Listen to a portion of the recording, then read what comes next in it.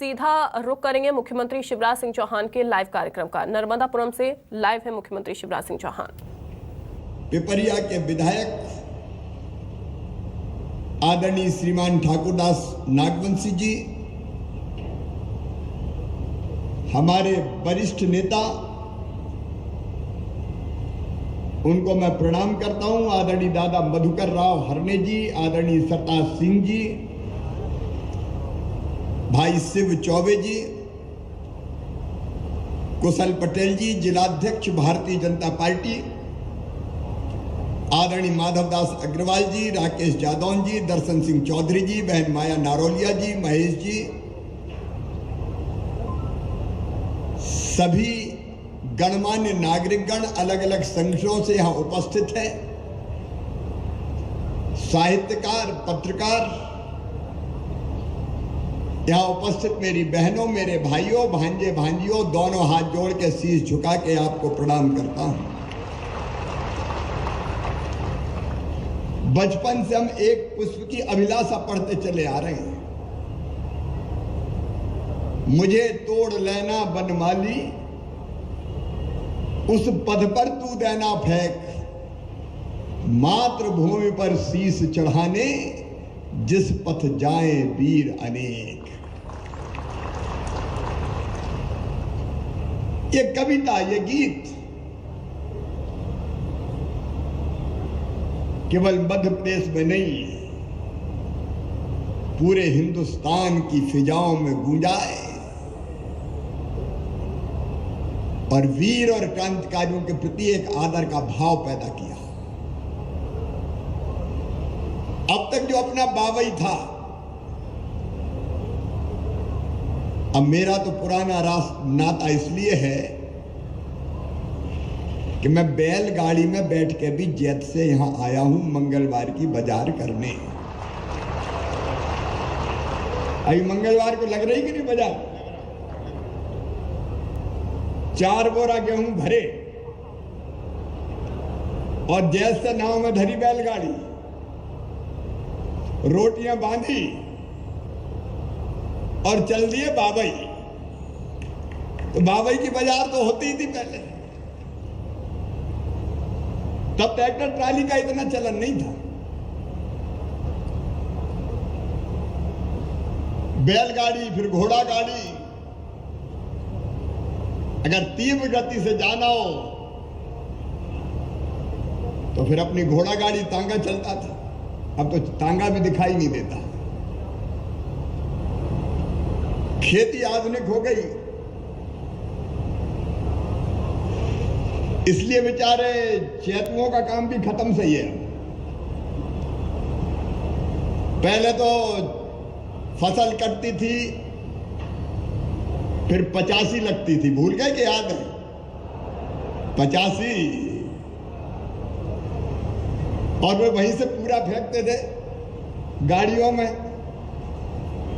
और 85 में जो रह जाते थे टूट के गेहूं की बालें, वो बीनने भी बहुत आते थे। कई बार उसी में कमाई हो जाती थी, बेरोजगारी दूर हो जाती थी। और बाद में जब पूरी फसल कट के ढुआ जाती थी तो छिटकवार भी चलती थी। याद है? कब भूल गया भैया? अब सब चीजें खत्म हो रही है। अच्छा, आज एक बात और याद दिलाऊं कि मैं देख रहा था, हार्वेस्टर से खेत लगभग कट गए, फसल आ रही है, प्रसन्नता की बात है। लेकिन मैं जहां जाता हूं, आप सब मांग करते हैं, आपसे नहीं कह रहा, पूरे प्रदेश में गौ माता की रक्षा करो, गौ माता की करो, गौशाला खोलो। आज दिल से बताना, खुले मन से कह रहा हूं, तुमने गौ माता के लिए भूसा बचने दिया क्या? जरा ईमानदारी से बताना, बचने दिया क्या किसी? पहले हार्वेस्टर से साफ, और अब आग लगेगी सब में, धूं धू करके खेत जलेंगे, छोटे मोटे कीड़े मकोड़े भी जलेंगे, और धुआं प्रदूषण फैलाएगा, वो अलग है। हम आज सोचेंगे, अपेक्षा ये होती कि जो करे सरकार ही करे, चलाओ गौशाला। अब बीड़े बची नहीं, बना के वो चैन वाले ट्रैक्टर और खेत बना दिए सब। अपने नर्मदा तट पे कितनी बीड़े थी बताओ। घास होता था, कैल, मुछैल, बच्चों को तो नाम भी याद नहीं होगा, सूकरा, याद है कि भूल गए। अब सब खत्म, खेतों के सब। अब गौ माता चरे का जा बता दो, भूसा के पते नहीं है। अब गौशाला खोल लो तो भूसा कहां से लाओ। ये गौरव दिवस है। मैं देखिए, कोई सरकार अकेली पूरा प्रदेश नहीं बना सकती, सरकार और समाज को मिलकर सोचना पड़ेगा।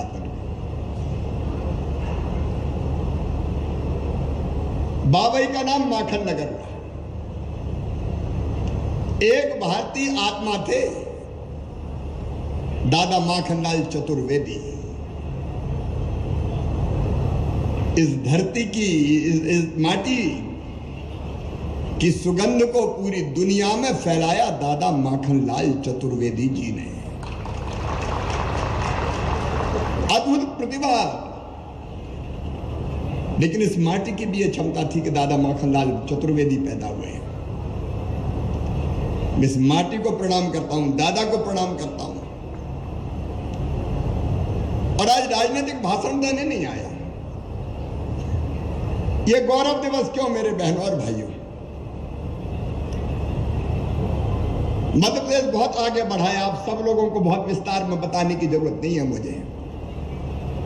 जब विजय और उदय जी बोल रहे थे, आप देख लो, सड़क, सिंचाई, बिजली, पुल, पुलिया, स्कूल, आज वो गिनाने नहीं आया। और मुझे कहते हुए गर्व है कि आपके आशीर्वाद से, विकास की दृष्टि से मध्य प्रदेश को बीमारू राज्य से निकाल के विकसित राज्यों की पांच में आज खड़ा कर दिया। अभी मैं कलेक्टर से पूछ रहा था कि अभी गेहूं में हूं, खरीदी केंद्र पे आ रहा है कि नहीं? बोले आज ही शुरू हुए, लेकिन कई जगह आ ही नहीं रहा। इसलिए नहीं आ रहा कि गेहूं के दाम भी बढ़िया है। और किसान भाइयों, मैं दिन रात जी जान से लगा हूं। आज भी मैं जल्दी जल्दी इसलिए कर रहा हूं कि 4 बजे मेरी मीटिंग दिल्ली में है।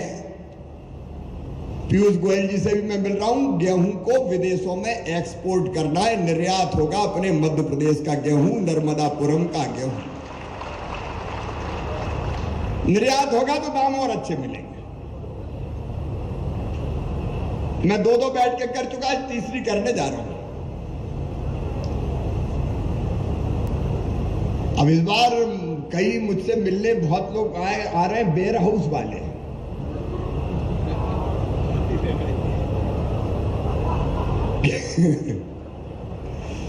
अब वो इसलिए चिंतित है कि गेहूं एक्सपोर्ट हो गया तो हमारे वेयर हाउस का क्या होगा। वो एक अलग तरह की समस्या है।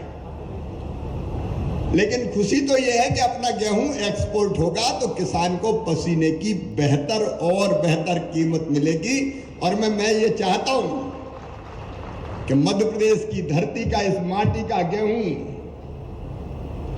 गोल्डन ग्रेन कहलाता। गोल्डन ग्रेन बोले तुम, इनका आपके गांव में तो बन रही है। तो जब बन रही थी तब आपने टोको नहीं किया, हमरे बाप को क्या जा रहा हो, जो तो सरकार को काम है। मैं ये निवेदन करना चाहता हूं, सरकार का नहीं भाई, हमारा काम है। देखो, हमारा गांव, हमारा शहर कैसे बने, इसलिए गौरव दिवस। और मैं विजय जी, आपको, टीम को, जिला प्रशासन को बधाई देता हूं। यहां आपने सांस्कृतिक कार्यक्रम, आज भी कवि सम्मेलन, खेलकूद की प्रतियोगिताएं भी करो, लोक कलाकारों के कार्यक्रम भी करो, और कुछ चीजें मिलकर तय करें। और ये केवल माखन नगर के लिए नहीं कह रहा, मैं सभी गांव वासियों को कह रहा हूं, अपने अपने गांव का भी गौरव दिवस तय करो आप। और कुछ चीज हम लोग तय करें। देखो, मुख्यमंत्री के नाते मैं कसर नहीं छोड़ने वाला। जब तक मेरी सांस चलेगी, बस चलेगा, मैं बेहतर से बेहतर काम करने की कोशिश करूंगा। क्योंकि मुझे अपनी जिंदगी सार्थक करनी है भाई, सेवा करके जनता की जिंदगी को बेहतर बना के मुझे मेरा जीवन सफल बनाना है। लेकिन अकेले मुझसे नहीं, हम सब मिलकर काम करें। और ये कुछ चीजें हम तय कर सकते हैं। आज वो वैसा भाषण, ये योजना वो योजना पे मैं नहीं जा रहा, तो चलाएंगे चलेंगी बेहतर इंप्लीमेंट करने की। लेकिन सोचो आप अगर जुड़ जाओ तो। अब जैसे स्वच्छता है, मैं माखन नगर वासियों को बधाई देता हूं, यहाँ के सभी संगठनों को, व्यापारी साथियों को, अलग अलग मित्रों को कि सफाई का अभियान चलाया है। अब इंदौर सफाई में नंबर 1 है हिंदुस्तान में 5 साल से, और पहचान इंदौर की बन गई, स्वच्छता मतलब इंदौर। लेकिन ये क्यों हुआ? क्योंकि इंदौर की जनता जुड़ गई। एक पत्रकार कहीं बाहर से आए, इंदौर में एयरपोर्ट पर उतरे, अरे गाड़ी किराए पे ली और एयरपोर्ट से इंदौर की तरफ बढ़े गाड़ी में। तो कुछ उन्हें खा के चिप्स मिप्स पैकेट उन्हें कांच खोला और ऐसा फेंक दिया। ड्राइवर ने गाड़ी पे ब्रेक लगा दी। तो पत्रकार मित्र ने कहा, ये गाड़ी रोक क्यों रहे हो? ड्राइवर ने गाड़ी रोकी और पीछे वो उड़ गई थी पन्नी, वो दौड़ के गया और फिर उठा के लाया, और उठा के ला के कहा कि साहब ये गाड़ी में डस्टबिन है, उसमें डालो, बाहर मत फेंक देना, मेरे इंदौर की इज्जत खराब हो जाएगी। एक ड्राइवर ये कहता है। अब सोचो हम माखन नगर वासी अगर ये तय कर ले कि नहीं, स्वच्छता रहेगी, नगर पंचायत जो देखेगी वो नगर पंचायत देखेगी, लेकिन हम मिलके अपने घर को साफ रखेंगे, सामने की गली को स्वच्छ रखेंगे। यहाँ गीला कचरा सूखा कचरा की अलग अलग व्यवस्था हो गई कि नहीं? गाड़ी आ गई होंगी तो गीला कचरा देखो, हर घर में कचरा डस्टबिन रहना चाहिए, गीले कचरे का अलग, सूखे कचरे का अलग, और गाड़ी आए और कचरा लेके जाए, और वो कचरा भी फिर से काम खाद बनाने के आएगा। इंदौर में वो गैस बना रहे सीएनजी कचरे से, और वो सीएनजी गैस गाड़ियों में डल रही है। भोपाल में भी उसका प्लांट लग रहा है। जरा नर्मदापुरम में भी इस संभावना को खोदें, आसपास का कचरा इकट्ठा करें और फिर सीएनजी गैस बनाने का प्लांट लगाएं, गैस भी बन जाए, कचरा भी सड़कों पर ना दिखाई दे। एक शहर के कचरे से नहीं होगा, आसपास का कर सकते हैं। लेकिन आप सोचो नगर पंचायत हटा दे कचरा, हमें क्या करना? हमने तो अपने घर से झाड़ा और बगल पड़ोसी के बगल में पटक दिया, वो जाने। नहाने धोने का पानी बह रहा है गलियों पे, सड़कों पे। ये स्वच्छता केवल अच्छा दिखने के लिए नहीं है, ये स्वच्छता कई बीमारियों को कम कर देगी। इंदौर में बीमारों का प्रतिशत घट गया मेरे बहनों और भाइयों, बीमार होना कम हो गए। तो मुख्यमंत्री शिवराज सिंह चौहान बोल रहे थे, उन्होंने कहा कि गांव और शहर को स्वच्छ रखना है, अगर स्वच्छता बनी रहेगी तो बीमारियां भी कम होंगी।